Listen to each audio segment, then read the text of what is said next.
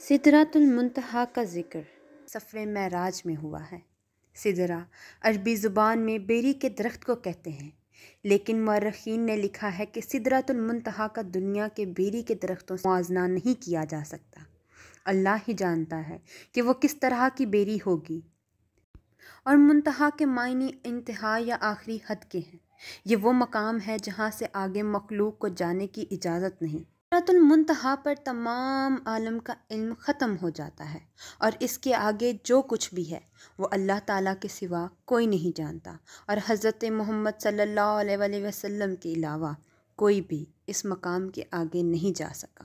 روایتوں سے پتہ چلتا ہے کہ سدرۃ المنتہا درخت کی جڑ چھٹے آسمان اور پھیلاؤ ساتویں آسمان تک ہے۔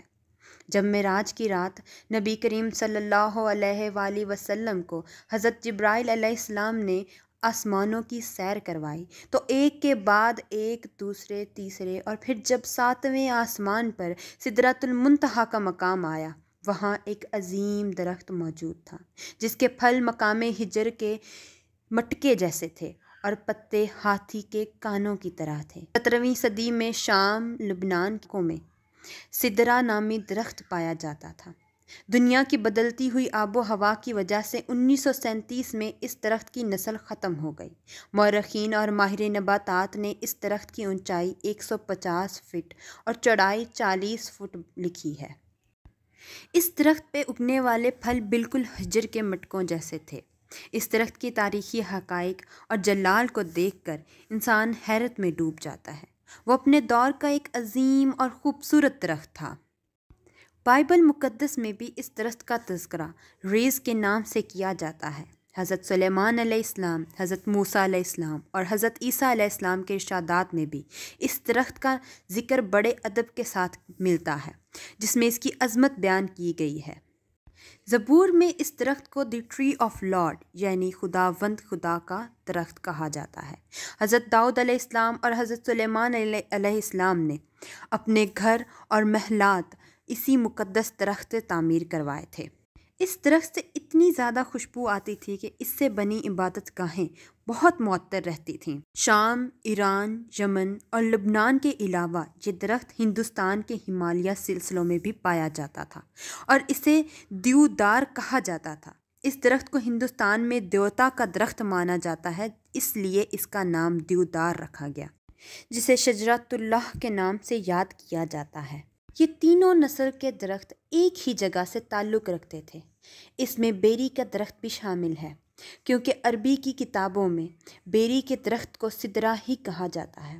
مختصر یہ کہ سدرہ قدیم دور کا ایک اہم اور نایاب درخت تھا۔ اس درخت کو قرآن مجید میں سدرۃ المنتہا کے نام سے تشبیہ دی جاتی ہے، لیکن سدرۃ المنتہا جو ساتویں آسمان پر موجود ہے، اس دنیا کے بیریوں سے متشابہ نہیں ہے۔ حضرت عبداللہ بن مسعود رضی اللہ تعالیٰ عنہ نے فرمایا کہ سدرہ چھٹے آسمان پر موجود ہے۔ زمین سے اوپر جانے والی چیزیں سدرہ پر آ کر رک جاتی ہیں، انہیں فرشتوں کے ذریعے وصول کیا جاتا ہے، اور اسی طرح سے اوپر سے آنے والی چیزیں نیچے آنے سے پہلے یہاں رک جاتی ہیں اور پھر وہ نیچے سے وصول کی جاتی ہیں۔ مفسرین نے لکھا ہے سدرۃ المنتہا کے قریب ہی جنت الماوا ہے، جو جنت کا اعلیٰ ترین مقام ہے، جہاں پر قیامت سے پہلے شہیدوں کی روحوں کو ٹھہرایا جاتا ہے۔ سدرۃ المنتہا کے مطابق روایتوں میں آتا ہے کہ اس کے ہر پتے پر ایک فرشتہ کھڑا ہے جو اللہ کی تسبیح میں مشغول ہے۔ اس کی شاخوں اور پتوں پر پرندوں کا جھنڈ بیٹھتا ہے۔ بعض علماء نے لکھا ہے وہ سبز رنگ کے پرندے انبیاء کرام اور اولیاء کرام کی روحیں ہیں۔ سدرۃ المنتہا ایسا درخت ہے جس کے تنے کی چوڑائی 72 سال کے سفر کے برابر ہے، جبکہ ایک بہترین گھڑ سوار اس کی شاخوں کے سائے میں 100 سال تک سفر کر سکتا ہے۔ نبی کریم صلی اللہ علیہ وآلہ وسلم نے فرمایا کہ اس درخت کی جڑ سے ظاہری 2 نہریں نکلتی ہیں، اور اسی طرح اس کے تنوں سے باطنی نہریں بھی نکلتی ہیں۔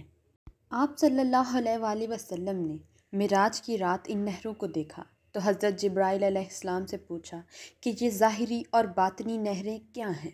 اس پر حضرت جبرائیل علیہ السلام نے فرمایا کہ باطنی نہریں جنت میں گرتی ہیں اور ظاہری نہریں دنیا میں گرتی ہیں، جن میں دریائے نیل اور فرات ہیں۔ شمالی افریقہ میں بہنے والا دریائے نیل دراصل یونانی لفظ نیولا سے نکلا ہے۔ اس کے معنی وادی کے ہیں۔ یہ دنیا کا سب سے لمبا دریا ہے جس کی لمبائی 6000 کلومیٹر سے بھی زیادہ ہے۔ دریائے نیل مصر کی سرزمین سے گزرتا ہے اور وہاں کے باشندوں کے لیے اہم مقام رکھتا ہے۔ مصر وہ سرزمین ہے جس میں حضرت موسیٰ علیہ السلام اور حضرت یوسف علیہ السلام جیسے جلیل القدر پیغمبروں نے اپنی زندگی کا بہت زیادہ حصہ گزارا ہے۔ اگر دریائے فرات کی بات کریں تو یہ 2780 کلومیٹر لمبا ہے۔ یہ عراق اور مشرقی ترکی کے علاقوں میں بہتا ہے۔ یہ وہی دریا ہے جس کے کنارے نبی کریم صلی اللہ علیہ وآلہ وسلم کے پیارے نواسے حضرت امام حسین رضی اللہ تعالیٰ عنہ کو کربلا کے مقام پر شہید کیا گیا، اور آپ صلی اللہ علیہ وآلہ وسلم نے اسی دریا سے قیامت کے نزدیک سونے کے خزانے یا پہاڑ سونے کا نکلنے کی پیشین گوئی کی تھی۔ یہ بات ظاہر ہے کہ سدرۃ المنتہا زمین سے اربوں کھربوں سال کی دوری پر کسی جگہ واقع ہے، لیکن سوال یہ پیدا ہوتا ہے کہ پھر اس سے نکلنے والے پانی کو دریائے نیل اور فرات میں کیسے ڈالا جاتا ہے؟ ہماری زمین پر یہ پانی کہاں سے آیا؟ کچھ سائنسدانوں کا ماننا ہے کہ جب زمین وجود میں آئی تب زمین پر پانی موجود تھا، لیکن حال ہی میں کی گئی تحقیق سے پتہ چلتا ہے کہ اربوں سال پہلے زمین پر پانی شہاب ثاقب کے ذریعے لایا گیا تھا اور 3 ارب سال سے پانی یہاں پر موجود ہے۔ اب دوسرا سوال یہ ہے کہ کیا جو شہاب ثاقب یہاں زمین پر گرے تھے اور جس سے پانی نکلا تھا وہ چھٹے آسمان پر موجود سدرۃ المنتہا سے نکلنے والی نہروں سے گرے تھے؟ ایک خیال کے مطابق سدرۃ المنتہا سے نکلنے والی وہ نہریں غائبی راستے سے زمین پر آتی ہیں، جسے جدید سائنس میں پورٹلز کہا جاتا ہے۔ یہ وہ دروازے ہیں جہاں سے ہزاروں لاکھوں سال دور کسی جگہ پر جایا جا سکتا ہے۔ یوں محسوس ہوتا ہے کہ ان نہروں کو دنیا میں انہی دروازوں کے ذریعے دنیا میں لایا جاتا ہے۔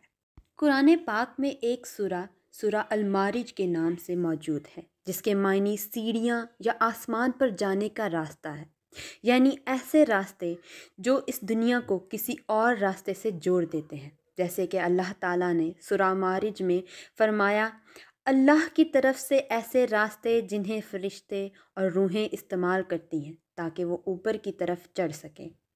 آخر یہ راستے کون سے راستے ہیں اور کیا نیل و فرات انہی راستوں سے دنیا میں آ کر بہتے ہیں؟